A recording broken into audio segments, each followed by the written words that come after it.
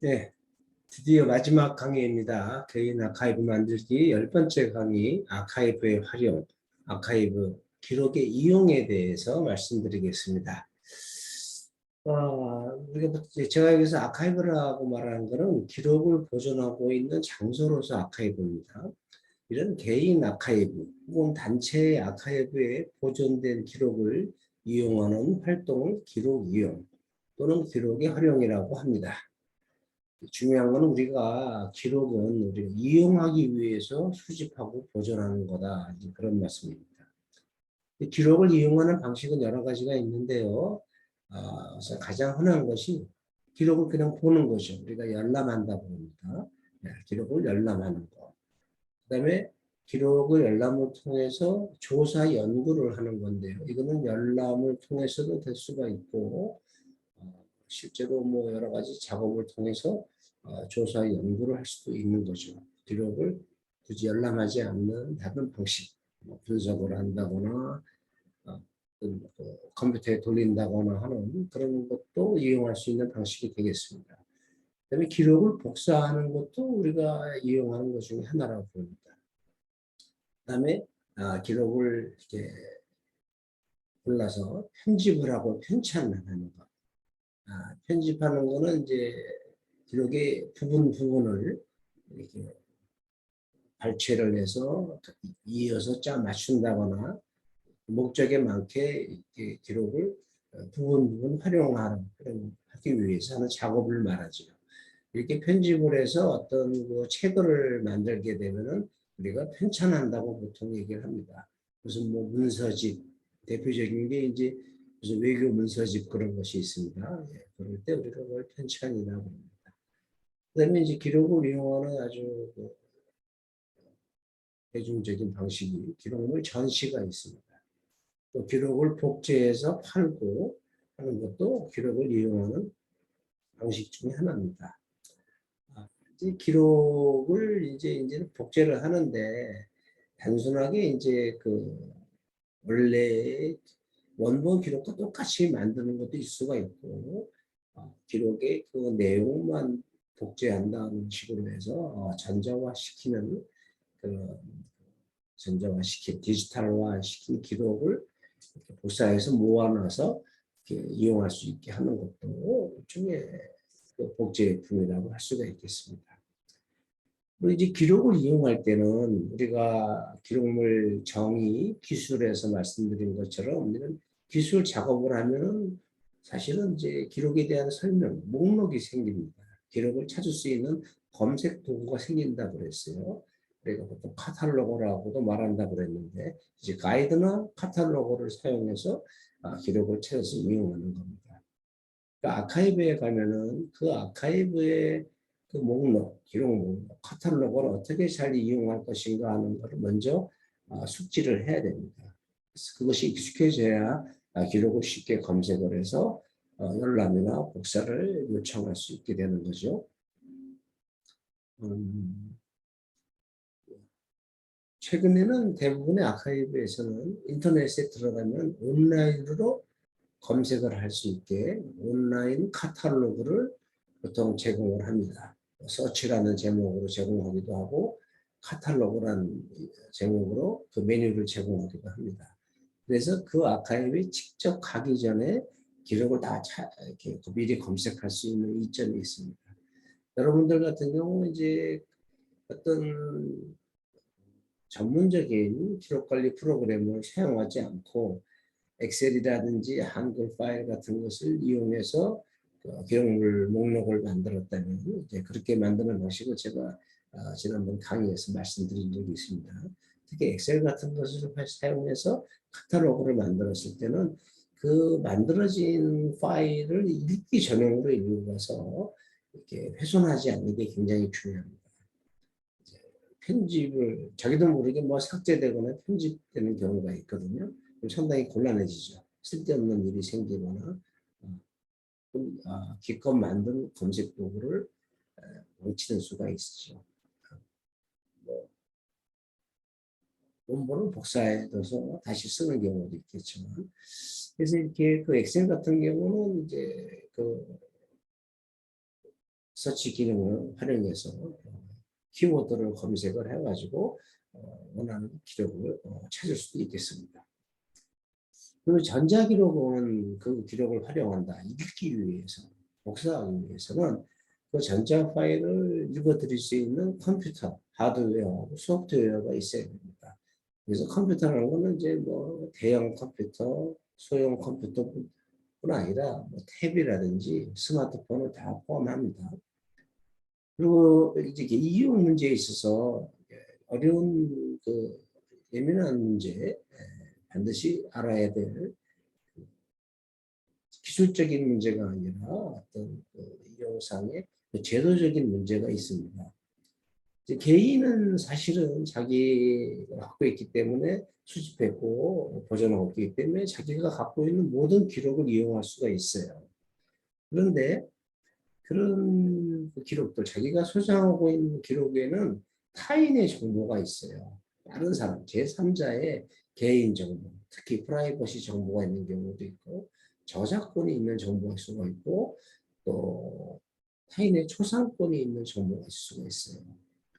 이거는 자기는 이렇게 볼 수 있지만, 다른 사람에게, 제3자에게 공개한다. 특히 이제 인터넷에 공개한다. 아카이브에 열람할 수 있게 해준다 하기 위해서는 그 타인의 동의가 있어야만 됩니다.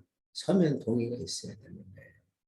여러분이 그 가족 아카이브라면 우리 가족 아카이브를 쓰는데 다 가족 구성원이 동의를 했기 때문에 우리가 인터넷에 올리자, 뭐 남한테 이렇게 다른 연구자가 보여주면 보여주자 이렇게 할 수가 있는 거죠. 근데 이제 가족이 아닌 경우, 뭐 친구, 또 심하게 말하면 또 옛날 연인들, 옛날 애인 사진이나 편지 정보를 자기 아카이브에서 갖고 있다가 없애지 않았는데 그걸 갖다가 이렇게 막 남한테 막 보여주고 막 그러면은 곤란하겠죠. 사실은 그 사람의 개인 정보, 프라이버시 정보가 있거나 그 사람의 초상권에 있는 정보는 그것을 마음대로 사용하면 불법입니다. 동의가 없는 그 카메라 촬영이나 마찬가지인 거예요. 그래서 어떤 저작을 할 때, 인터넷에 게시물을 올릴 때, 전시를 할 때, 그런 기록의 복사물을 다른 사람에게 제공을 할 때 반드시 동의를 받아야만 가능한 겁니다. 뭐 요새는 이제 인터넷 올리고 그럴 때 어떤 사람이 있는데 동의 받기가 어려우면 얼굴에 모자이크 처리를 하거나 지워서 제공하는 경우도 있는데 좀 편법이죠. 사실은 이제 누군지 짐작할 수 있는 사람의 개인 정보를 함부로 이렇게 아카이브에서 공개할 수는 없는 문제입니다. 그래서 이런 문제를 여러분이 알고 있어야 돼요. 그 다음에 바로 이 문제는 이제 자신이 보고 이용하는 것과 남에게 보여주는 것은 다르다.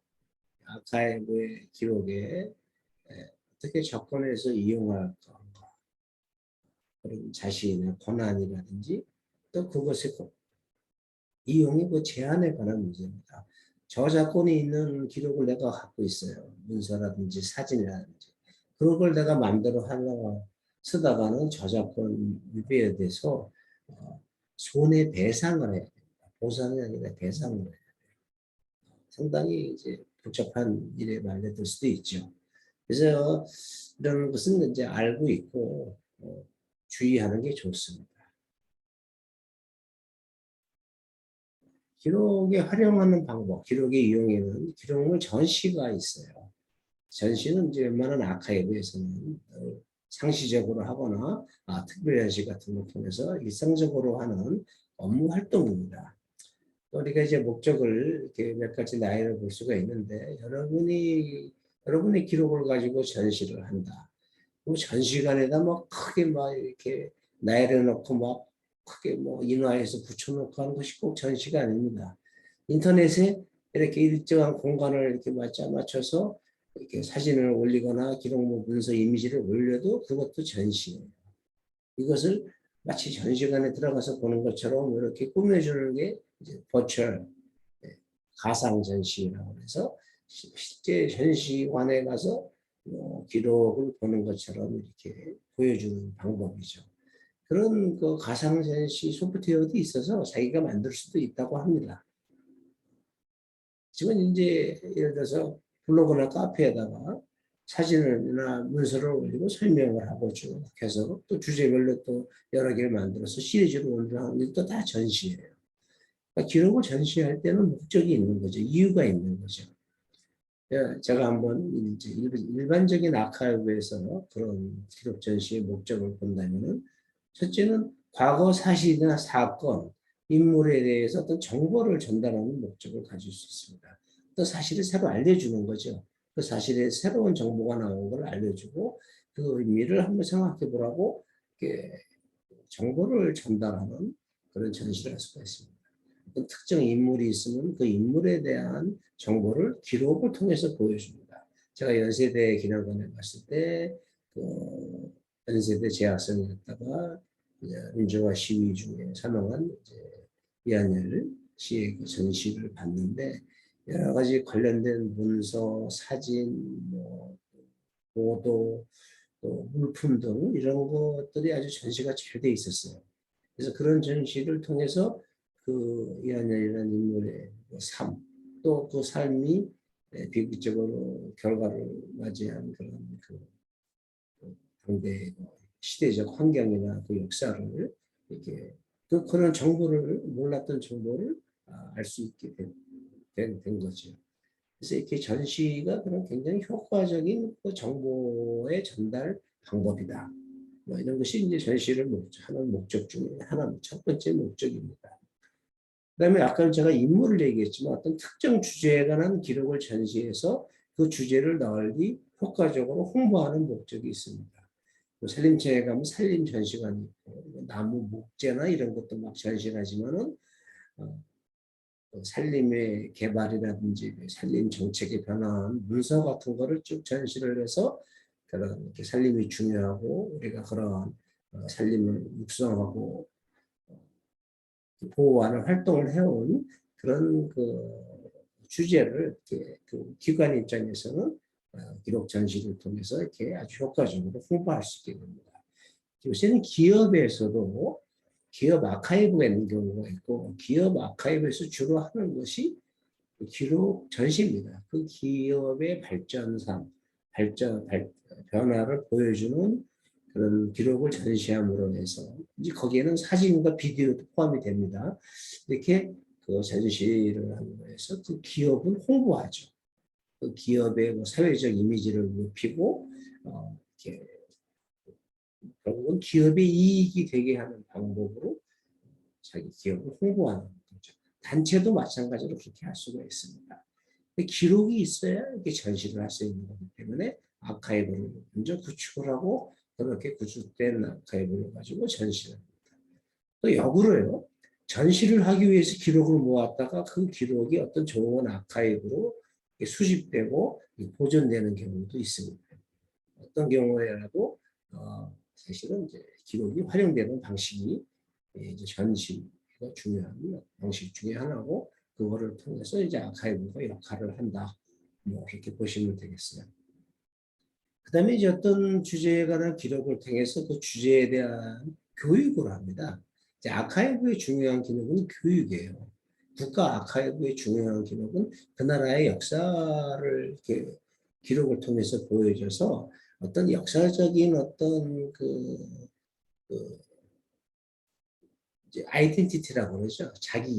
자기가 어떤 존재인가를 알게 해주는 우리가 이제 정체성이라고 보통 표현하는데 역사에 관한 기록을 보여줌으로써 역사적인 정체성을 갖다가 이렇게 알려주고 그런 걸 통해서 이제 그 역사적인 그런 사건과 시대를 같이 겪었던 민족이나 어떤 국민들을 하나로 묶는 그런 죄책감이라든지 어떤 집단 의식을 부여하는 그런 역할도 하는 거죠. 좋을 수도 있고 안 좋을 수도 있는데요. 이 아카이브가 처음 생긴 게 민족주의, 서양에서 민족주의 시대에 생겼다는 것을 아시는 게 중요합니다. 근대적인 아카이브는 근대 서양에서 각 민족이 민족국가, 국민국가를 만들면서 국민들을 역사를 통해서 통합하고 어떤 그 나라의 어떤 통치라고 그럴까요? 정치 체제에 통합시키기 위해서 아카이브를 많이 활용을 했거든요. 현대 사회의 아카이브, 미국이나 영국, 호주 같은 데서 캐나다 같은 데는 기록을 통해서 그 나라 정부, 국가에 대해서 알려주고 국민에 대해서 알려준 거에서 그 국민이 민주주의라는 어떤 정치 체제를 통해서 어떻게 그 정부의 활동에 참여하고 정부를 움직이는가. 그래서 민주주의가 어떤 식으로 작동하고 있는가, 그 장점과 한계를 알려주는 그런 교육에 이 아카이브를 활용을 합니다. 우리는 이제 역사 교육에 주로 활용한다고 생각할 수가 있는데 사실은 시민 교육이다. 시민이 가져야 될 시민 정신, 시민의 품성에 대한 교육이다. 우리 현대 사회에서 그 시민에 대한 품성 중에 중요한 게 이제 민주주의라든지 뭐 인권이라든지 뭐 이런 거 싫어하는 사람도 있겠지만 그런 것을 주로 교육시키는 겁니다. 과거에는 이제 기록을 통해서 애국심을 뭐 교육시켰다거나 어떤 그 사회나 국가에 대한 충성심을 교육을 시켰다면 그런 것이 이제 인류애라든지 휴머니즘이라든지 인권이라든지 어떤 모든 그 사회의 구성원들이 함께 지향해야 될 좋은 가치에 대한 그런 교육에 활용하는 거죠. 그리고 기록은 그런 좋은 현상, 좋은 사건들에 대한 기록이 많은 게 아니에요. 그와는 반대되는 사건들.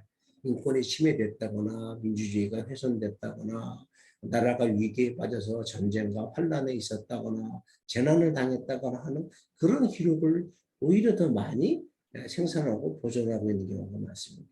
그런 기록을 통해서 그것에 반대되는 현상, 우리가 나아가고자 했던 거, 고치고자 했던 거, 이루고자 했던 좋은 사회, 좋은 환경, 바람직한 그런 그 정치라든지 그런 그 사회적인 어떤 환경에 대한 교육을 하는 겁니다. 영어로. 반드시 좋은 일에 대한 일이 있어서 과거를 미화하는 것이 역사의 목적이 아닌 것처럼 기록을 통해서 교육하는 것도 어떠한 특정한 주제를 미화하기 위해서 그런 그 기록을 받아들여서 교육을 하는 게 아니다. 그런 있는 것을 그대로 알게 하고 그 당대의 의미를 알게 하고 그것을 보다 낫게 개선하기 위해서 그런 주제를 주제에 그 반대되는 현상이 있었던 그런 것을 나타내는 기록조차도 그런 기록을 가지고 교육을 하는 거다. 제가 좀 말이 길었는데 부연 설명을 이렇게 해봤습니다. 그다음에 이제 전시 목적으로는 이제 기록유산이 이제 문화유산인데 이런 기록유산의 중요성을 인식하게 하고 우리로 하여금 이제 그런 기록 문화를 향유하게 하는 거죠. 요즘 뭐 인문학을 한다 뭐 한다고 하는데 다 그것이 기록에서 출발한 거 아닙니까? 그런데 인문학 정신들이 어디에 다 기록되어 있고 어떤 방식으로 다 전달이 되어 왔어요. 그런 이제 인문학 작품을 통해서 저작과 이제 문서 이런 거를 통해서 이제 개성이 된 거거든요. 우리가 어떤 전통 문화나 어떤 인문의 문화를 향유한다는 것은 결국 기록을 통해서 하는 경우가 되게 많고, 뭐 제가 말하는 건 비디오라든지 영상을 다 포함한 겁니다. 우리가 그래서 이제 기록 문화를 향유하게 한다는 거죠. 실제로 캐나다 국가기록원 같은 데서는 주요한 미술품도 하나의 그런 그 당대 사회의 기록으로 수집을 합니다. 미술관에서는 아주 고가의 예술적인 작품을 수집을 하죠. 그러나 이제 많은 그런 그 예술 작품, 특히 이제 미술 작품 중에는 아주 고가의 어떤 그 유명한 작가의 그림이 아니더라도 당대의 예술적 그런 가치관이나 당대의 그 인간의 모습, 사회의 모습을 보여주는 그런 그 그림들이 많이 있어요. 이런 그림들을 예술품이지만 기록으로서 수집을 하는 국가 아카이브도 있습니다. 그다음에 이제 저희는 이제 보통 개인이나 단체의 아카이브를 지금 주로 얘기하고 있잖아요. 소규모의 그런 걸 얘기하고 있는데 이런 개인 기록의 전시, 또 단체 기록의 전시는 그 개인이나 단체의 그 역사, 개인이라면 인생이나 역정, 혹은 단체라면 그 단체의 그 발달사를 생생하게 보여주는 거죠. 그것을 보여줌으로 해서 결국은 뭐겠어요? 자기를 확인하는 거고 그 단체의 정체성이라든지 어떤 그 발전을 위한 어떤 그런 집단적인 어떤 그 동료의식이라고 그럴까요? 동일체의식 이런 것을 갖게 해준다는 거죠. 뭐 전시하는 방법이나 이런 것은 굉장히 뭐 요새는 전시업체도 많고 여러분이 전시를 많이 보다 보면은 조그만 전시는 어떻게 될까? 큰 전시는 어떻게 될까? 굉장히 다양한 수준으로 또 전시가 구성이 될 수가 있으니까 전시의 기술적인 문제는 이제 제가 이제 강의하기는 적절한 주제가 아니고 제가 전문가도 아닙니다. 다만 이제 이런 목적으로 우리가 아카이브를 이용한다. 그걸 한번 강조드리고 싶습니다. 그 다음에 이제 아카이브를 이제 기록해서 기록을 열람할 때는 그 기록을 가지고 활용해서 여러 가지를 하는 방법이 있습니다. 특히 개인 아카이브의 경우에는 개인의 연표라든지 가족 연표, 가계도도 만들 수가 있고, 제가 여기서 이제 강조점을 줄 수 있는 건데, 누군가가 그 개인의 전기를 쓸 수도 있어요. 내가 기록을 남겨놨는데 어떤 사람이 나에 관한 전기를 쓸 수가 있습니다. 근데 그 전기라는 게 뭐 두꺼운 도서관에서 볼 수 있는 두꺼운 그런 전기가 아니라 무슨 한 편의 글이라도 아무개 선생에 대한 회고이던 식이라도 그것도 사실은 그 사람에 대한 전기일 수가 있어요. 일정 부분에 대한 전기일 수가 있어요. 짧은 글도 전기일 수가 있다는 얘기죠. 뭐 10페이지, 20페이지, 30페이지 분량에 상관이 없습니다. 그 사람의 일생에 관해서 어떤 타자가 제3자가 주로 기록을 해서 그 사람의 일생에 대해서 이렇게 이야기를 썼다면 그게 그 전기를 써서 기록을 활용하는 경우입니다. 그 다음에 자기 자신이 쓴다면 자서전이나 회고록을 쓸 수가 있겠죠. 저는 이제 자서전과 회고록 뭐 거의 구별이 안 되는데 사실 회고록, 메모와 자서전, 오토바이오그래피 여러분 뭐 어릴 때 무슨 벤자민 프랭클린 자서전부터 제일 먼저 많이 읽어보지 않았어요. 우리 땐 그랬는데 그리고 이제 정치인들이 주로 유명한 사람들이 회고록을 남깁니다. 요새는 뭐 대중적인 스타라든지 뭐 체육이나 뭐 이런 예능계 스타들이 뛰어난 분들이 이제 세월이 지나고 나서 자기 활동을 돌아보는 회고록을 쓰는 경우가 많이 있습니다. 어떤 건 재밌고 어떤 건 지루하고 재미있는 것만 보면 되죠. 재미있는 거는 뭘까요? 재미있는 자서전의 회고록은 뭘까요? 그 사람의 자서전의 회고록을 봤을 때 내가 동감할 수 있고 나도 이런 생각이 있었어. 나도 이렇게 살았었어. 나도 이렇게 살고 싶었어. 나도 이렇게 생각하고 싶었어. 아니 왜 이랬지? 왜 이래서 나를 힘들게 했지? 뭐 등등 여러 가지 그런 반향이 많은 공감이나 반대의식 등 혹은 교훈이나 여러 가지 경험 등이 공유될 수 있는 그런 글들이 좋은 자서전이나 회고록이 될 수가 있는 거죠. 어떻게 보면 이제 이력서 같은 것이 개인의 양력인데 그런 양력을 나열하는 것도 하나의 메모고 자기 개인사지만 그 하나하나의 그 이력에 스토리가 있어요. 사연이 있고 들을 만한 이야기가 있고 혹은 나아가서 감동이 있을 수도 있고 하는 그런 그 스토리가 있는 그런 자서전이나 회고록을 쓸 수가 있는 게 이게 개인 아카이브를 이용하는 방식 중에 하나다. 자, 제3자가 특히요. 전문적인 역사가가 과거 사건이나 인물에 대해서 어떤 이야기를 하고 해석을 하는 게 역사입니다. 역사는 사실에 대한 이야기와 해석으로 구성이 됩니다. 해석이 역사가 아니에요. 그 역사는 그리고 기록에 주로 의존을 합니다.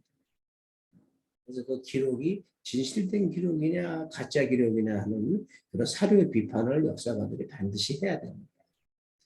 이제 전기는 남이 써주는 자신의 인생 역정이에요.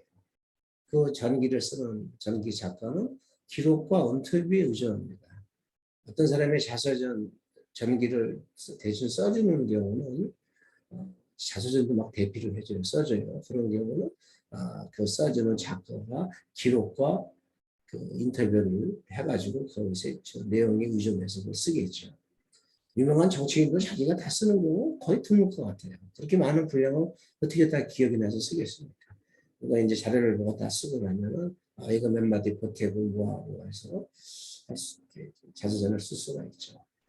김대중 전 대통령은 그 자서전을 본인이 거의 다 썼다고 합니다. 저는 뭐 조금 읽어보다 말았는데 그런 자서전이나 회고록은 나름대로 그걸 비판적으로 봐야 돼요. 어떤 사람의 얘기를 다 그대로 안면 그대로 믿을 수 없잖아요.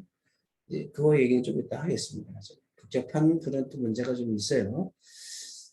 자, 우리 자서전은 자기가 쓰는 자기 인생 역적인데 이건 기록에 의존하기도 하고 기억에 의존하고 자기 기억이 있어요.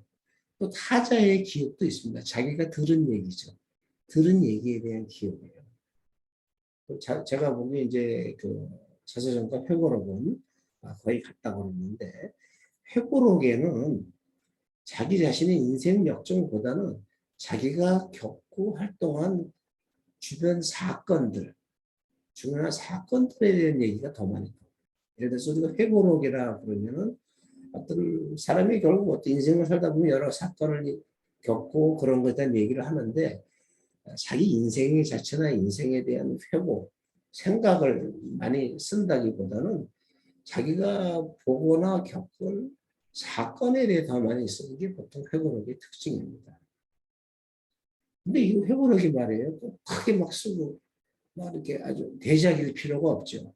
신문이나 잡지, 또 인터넷 카페, 우리가 요새 많이 쓰는 블로그에, 카페나 블로그의 글, 또 SNS, 이런 페이스북에 올리는 짤막한 글, 트위터는 짤막한 글이라 하더라도 어떤 회고적 에세이, 과거에 어떤 자기가 겪은 거나 느꼈던 거나 생각했던 것에 대한 에세이, 그런 글이라면은 이것도 그것이 만약에 내 아카이브를 들춰보고 기억을 되살려서 썼다면 그것도 우리 아카이브를 이용하는 방식 중에 하나였습니다.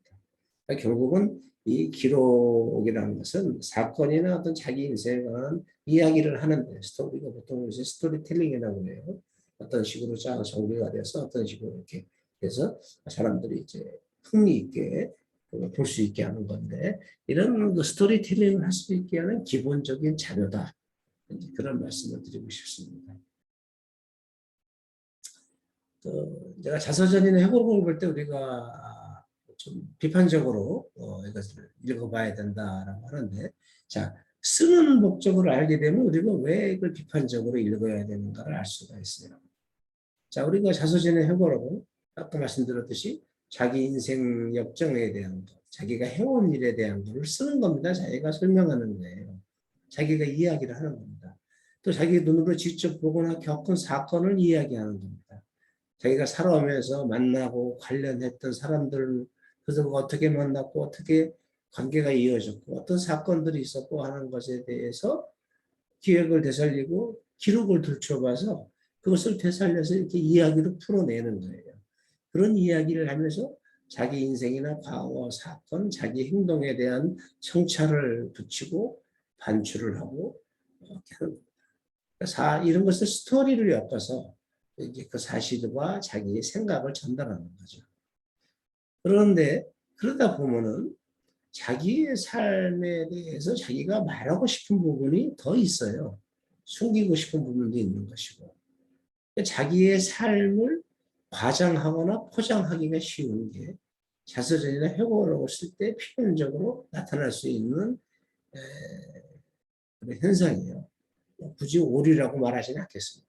누구나 자기의 삶에 대해서 감상적으로 생각하다 보면 어떤 행동이나 어떤 점을 과장할 수도 있고 또 좋게 포장하기를 원할 수도 있어요. 아, 내 인생은 참 행복한 그런 과정이었어. 내 인생은 고난의 과정이었어. 그런 감정을 갖고 있거나 판단을 한다면 그런 면으로 이야기들이 풀어지게 될 수가 있습니다. 결국은 이거는 우리가 이렇게 자서전에 회고록을 쓰는 거를 이야기를 한다라고 말하는데 영어로 이걸 내러티브라고 해요. 내러티브. 내러티브라는 건 뭐 우리가 뭐 이야기한다는 거 거의 같은 뜻인데 좀 사실 서술적으로 설명한다는 거죠. 잘 풀어서 설명을 해준다는 거예요. 그것도 어떤 문학적인 어떤 그런 그 형치를 내면서 이렇게 그 작자의 어떤 그 사실을 얘기할 때의 그 감정이 표현되는 그런 설명을 우리가 보통 내러티브라고 합니다. 스토리가 있고요. 이것이 어떤 개인의 고백일 수도 있고 증언일 수도 있고 어떤 경우는 자기가 상황에 처했던 어떤 상황에 여러 사람이 관련되어 있는데 그런 관련된 사람들에 대한 사과, 그 시대에 대한 사과, 아폴로지 그런 거일 수가 있어요. 사실은 자서전이나 회고록에서 자기가 잘못한 것을 고백하고 사과하는 사람 많지 않습니다. 그런데 훌륭한 자서전이나 회고록은 자기의 과오나 오류를 고백하고 사과하는 그런 그 회고록들이 정말 훌륭한 회고록으로 오래 남고 많은 사람들에게 일으킵니다. 어떻게 뻔뻔하게 거짓말을 늘어놓은 자서전 회고록 누가 봅니까? 여러분 헌책방에 가면요. 옛날에 한때 대통령을 역임했던 사람들이 있죠. 그 사람들 회고록이 대통령 마치자마자 금방 나와요. 누가 써준 거죠. 되게. 그럼 그런 것들이 막 또 뭐 주변 사람들이 막 사주고 뭐하고 그러지만 읽지도 않은 채로 그냥 헌책방에 몇 권씩 떼고 있다가 그냥 폐지로 나갑니다. 되게. 아직도 책꽂이 고서점, 헌책방이라고 고상하게 말하면 고서점이죠. 고서점에 서가에 꽂혀 있는 한때 굉장히 비쌌던 그런 전직 대통령 회고록이 아무도 거들떠보지 않는 책으로 있는 걸 보면은 저것이 과연 진실에 대한 스토리텔링이어서 스토리텔링이 아니라서 그런 것이 아니었는가. 저기에 무슨 고백이나 사과가 있었는가. 그런 게 없으니까 그런 거 아닌가. 오히려 거짓 증언이나 그 사람의 어떤 가식이나 포장, 은폐가 있지 않았는가 하는 그런 생각 때문에 사람들이 외면하는 겁니다.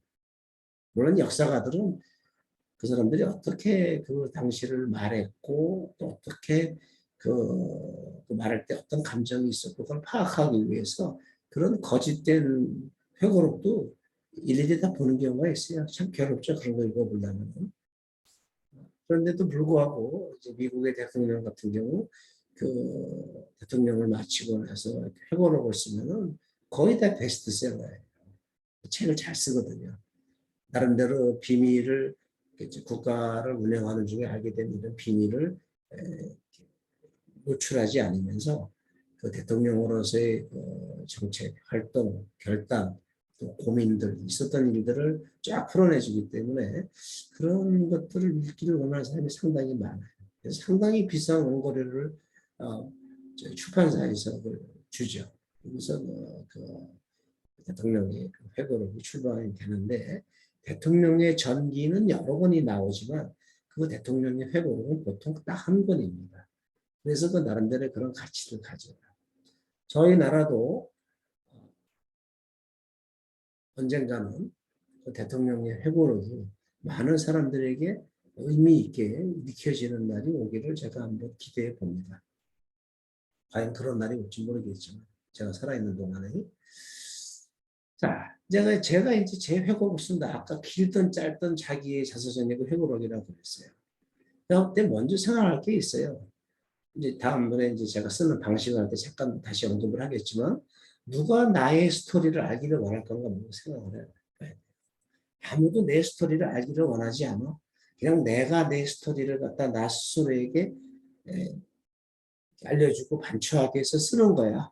그러면 그것도 그렇게 그런 목적으로 쓰면 돼. 자기한테만 쓰고 남한테 안 보여주는 거라면 정말 솔직하게 쓸 수 있겠죠. 자기 일기처럼. 자기가 그걸 보고 이런 나의 회고록을 세상에 남길 것인가 안 남길 것인가 또 결정할 수가 있겠죠. 자기 자신의 스토리를 정말 가감없이 솔직하게 다 쓸 수 있는 사람이 세상에 얼마나 되겠어요.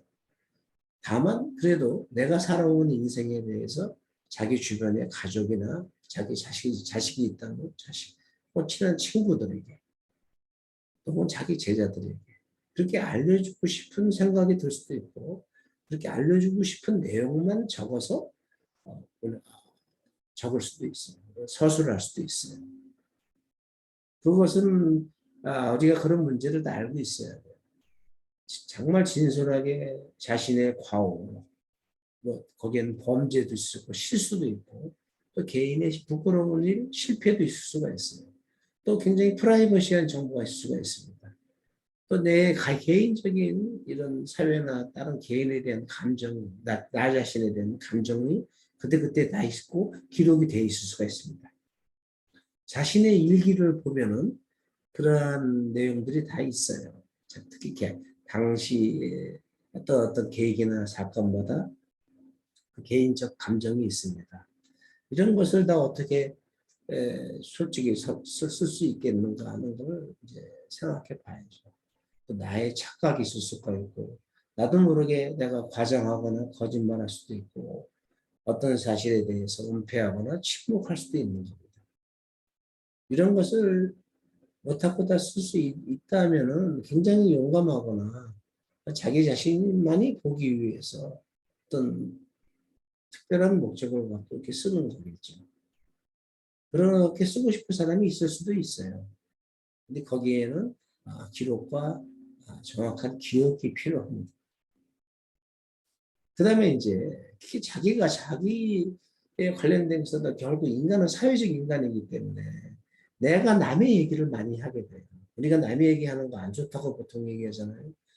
이건 자기가 자기 글에서 남의 얘기 뒷담화를 까는 거예요. 한마디로 말해서.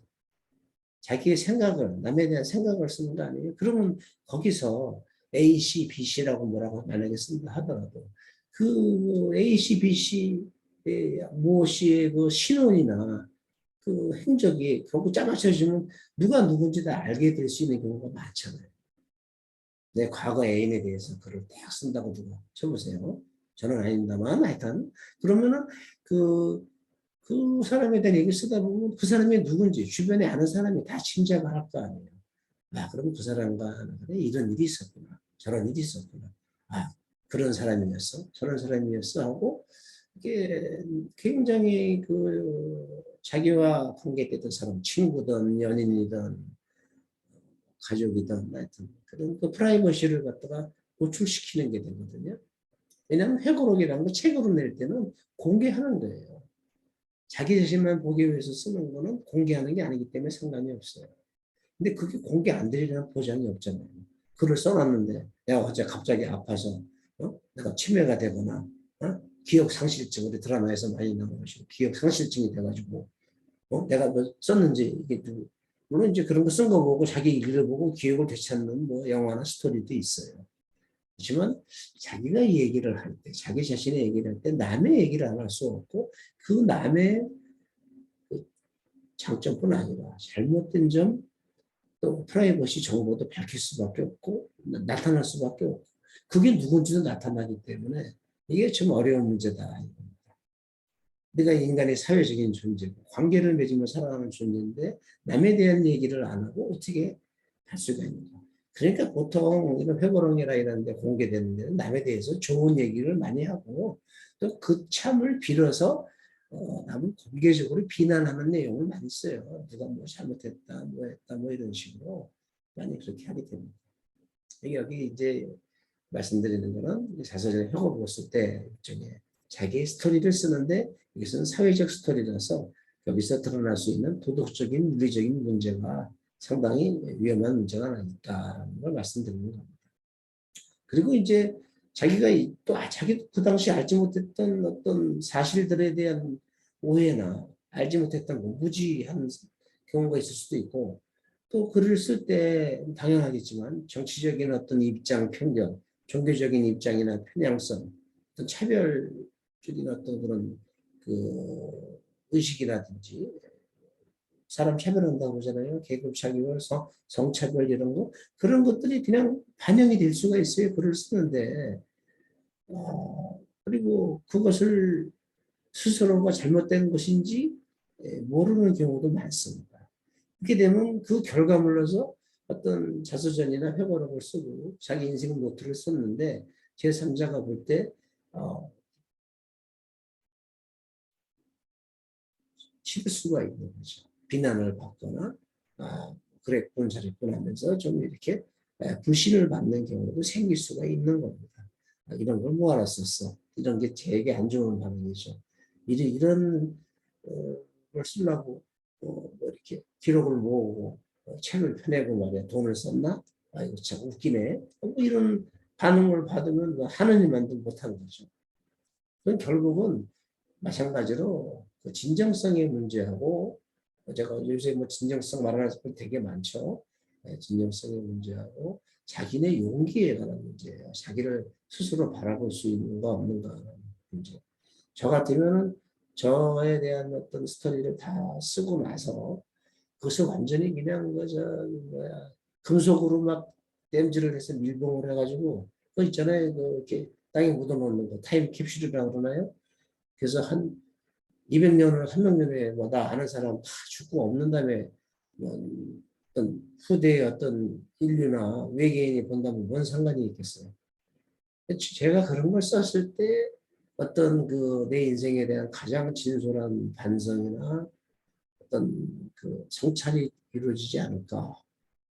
그런 것 필요 때문에 이렇게 써보는 게 아닐까 하는 생각이 듭니다. 그리고 만약에 인간을 이해할 수 있는 어떤 정도 깊이가 있는 분들이라면 그렇게 진솔한 회고록을 봤을 때 그 인간을 더 이해하고 인간 사회에 대한 그 이해의 깊이가 더 높아지지 않을까 뭐 그런 생각이 듭니다. 이제 쓰는 방식에 대해서 간략하게 한번 써보면요. 뭘 쓰겠다 한번 생각을 해보시면 구상을 하는 거죠.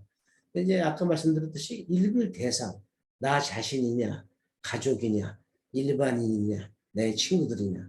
그래서 읽을 대상을 식별하고 구체화를 먼저 하셔야 돼요. 그 다음에 이것이 이제 공개나 비공개의 문제가 있는데 결국은 내가 쓰고 싶은 내용, 그 대상이나 시기, 주제, 중점적으로 이렇게 쓸 내용, 그 서술할 방향 같은 거, 특정한 활동에 대해 쓸 건가 하는 그런 것들을 결정하고 이렇게 고민을 해봐야 됩니다. 그러고 나면은 그런 것들이 키워드가 만들어지죠. 시기적으로. 그런 활동한 내용이라든지 내가 관여하거나 증언한 사건과 관련된 정보가 있는 기록을 내 아카이브에서 검색을 찾아서 보고 메모를 해야 돼요. 또 노트 테이킹이라는 거죠. 이렇게 주요 내용을 갖다가 따로 이렇게 종이나 이렇게나 컴퓨터 파일에 적어 놓는 거예요. 그래서 그 자기가 조사한 내용을 이렇게 적으면서 거기에 대한 어떤 감상이나 생각, 어떤 성찰을 적어 놓으면 거기에 연결이 돼가지고 그게 다 무슨 회고록이나 자서전에 그 내용으로 다 이렇게 쭉 합쳐집니다. 이게 따로 분리가 되면 안 돼요. 자기의 감상이나 어떤 거에 대한 판단이 이렇게 막 그것만 다 모아놓으면 그게 무슨 말인지 모르고 별 의미가 없어요. 어떤 특정한 사건이나 어떤 활동이나 어떤 계기 이런 것들에 대한 것들이 있고 거기에 대한 자기 성찰이나 감정이 있어야 그것이 하나의 스토리가 되고 남한테 전달이 되고 자기한테도 느껴지게 되는 겁니다. 자, 그래서 이렇게 하게 되면 되는데 분량은 상관이 없죠. 연표라든지 이런 거 개인의 인생 역정 노트는 주로 시기 순으로 기록을 해요. 중요한 거는 자기가 생각하기에 자기한테 중요했던 거, 자기가 생각하기에 자기가 중요한 거를 골라가지고 그런 것을 이제 사건을 시기 순으로 이제 기록을 하면 되고 가능하면 이제 연표 같은 것은 두 줄로 만들어요. 한쪽에는 그 당시 사회, 문화, 정치 쪽의 중요한 사건들, 그리고 큰 삼풍 백화점 붕괴 사건이 일어났다. 충격을 준 사건들이 있잖아요. 세월호 배가 침몰 이런 것들이 옆에 쭉 사건이 있으면 그 옆에는 자기 개인사를 쭉 넣고 또 세 칸으로 만들 수 있는 자기 가족의 중요한 개인사를 시기별로 쫙 하면은요. 이제 A4용지를 쭉 연결하는 거죠. 그럼 자기가 태어났을 때, 태어나기 전에 이런 사회적, 정치적, 우리나라 역사적 상황, 주요한 사건들이 쭉 나오고 자기 개인의 삶, 혹은 자기 가족의 삶이 쭉 나오고 이렇게 쭉 해서 두 컬럼 내지는 세 컬럼이 쭉 이렇게 이어지면서 하나의 자기를 이렇게 좀 일목요연하게 볼 수 있는 연표가 만들어질 수가 있어요. 근데 그거 사건을 찾고 그 내용을 좀이라도 이렇게 부기를 하려면은 이제 기록이라든지 중요한 기억이 필요하죠. 자, 이렇게 자서전이 이렇게 이런 뭐 연표라든지 이런 개인 역정 노트가 시기순으로 쓴다면은 자서전이나 회고록도 뭐 이렇게 시기순으로 뭐 중요한 식으로 쓰긴 쓰지만 어떤 일이 어떻게 일어나서 어떻게 이제 결과가 됐다는 기사 본말체가 주로 한 장 한 장을 이루게 돼요. 예를 들어서 뭐 어린 시절, 그럼 어린 시절 어떻게 돼서 뭐가 됐다.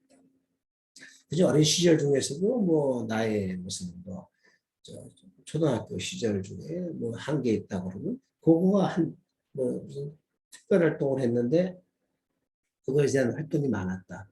그러면 이제 그것만 한 장으로 띄어서 어떻게 시작을 해서 어떤 활동을 주냈고 어떻게 이렇게 이어져 나갔다는 식으로 그 챕터가 마무리되고 또 다음에 또 다른 제목으로 이어지게 되죠. 이렇게 어떤 그 아주 큰 인생이라 큰 의미지만 중간중간에 작은 덩어리 주제들이나 특정한 사건이 있어요. 그것을 이렇게 어떤 시초부터 어떤 발전 과정이나 결말까지 해서 적어서 설명을 하고 내러티브를 제공하는 게 이게 이제 기사 본말체를 한다. 역사를 쓰는 방식 중에 하나인데 기사 본말체 식으로 이제 자기가 서술을 한다는 거죠. 그리고 이제 그런 걸 설명을 할 때는 이제 아무래도 그 당대 시대적, 사회적 배경을 설명해 주고 자연 환경은 어땠는가. 우리가 옛날 얘기할 때, 옛날에 거기는 뭐 개울이 흐르고 물고기 잡았는데 산에 나무가 하나도 없어서 송충이 잡으러 다녔어, 뭐 등등 이런 그 자연 환경도 묘사가 되거든요. 지금은 변한 상황이죠. 그다음에 그 당시의 그 시대적인 상황, 뭐 맥락 등을 그 맥락을 설명한다는 거죠. 시대적인 상황 배경을 설명하는 게 맥락을 자기 활동이나 인생의 맥락을 설명하는 건데 그것을 설명해 주는 거죠. 가족적인 맥락도 있을 수가 있어요. 뭐 부모님이 다 살아계시고 뭐 유복하셨거나 부모님이 다 고생하시고 어렵게 사셨거나 뭐 어느 한 분이 아팠다거나 뭐 등등 뭐 가족에 비극이 있었거나 뭐 좋은 일이 있었거나 하는 것들이 가족사적인 배경으로 또 이렇게 나올 수가 있습니다. 그러니까 이제 마지막으로 이제 제가 이제 강조하고 싶은 것은 기록에 의존해서 어떤 사실이나 스토리 위주로 사건 위주로 써야지 자신의 감정만 쓰는 거는 좋은 회고록이나 자서전이 될 수가 없다. 그런 감상이나 사색이 나온 어떤 이제 우리가 글 쓰다 보면 내 생각을 많이 쓰잖아요. 우리가 뭐 사색한다, 고찰한다 그러는데 이런 감상과 감정이나 감상이 나오거나 사색이나 고찰이 나온 그런 근거로서 그런 사건이나 어떤 그 실질적인 활동에 대한 설명이 있어야 되고 그런 것들을 이제 서술하는데 이제 기록을 활용해서 쓸 수가 있다 이겁니다. 자, 이렇게 해서 제가 아카이브의 이제 의미서부터 어떻게 수집하고 또 어떻게 이제 분류하고 보존, 활용하는가에 대한 전반적인 강의를 마쳤습니다. 이렇게 뭐 사회공헌 활동을 하다 보니까 이렇게 띄엄띄엄 하게 되고 이러지 않은데 여러분은 한꺼번에 보실 수 있으니까 이것을 나중에라도 활용할 이 강의를 여러분 조금이라도 활용했으면 하는 바람이 있습니다. 하여튼 강의 듣느라고 수고하셨고요. 다음에는 좀 더 쉽고 재미있는 방식으로 짧고 실용적인 걸 한번 구상해서 각계 격파식으로 부분 주제별로 한번 얘기를 한번 풀어나와 보도록 하겠습니다. 다음을 기약하겠습니다. 예, 수고하셨습니다. 감사합니다.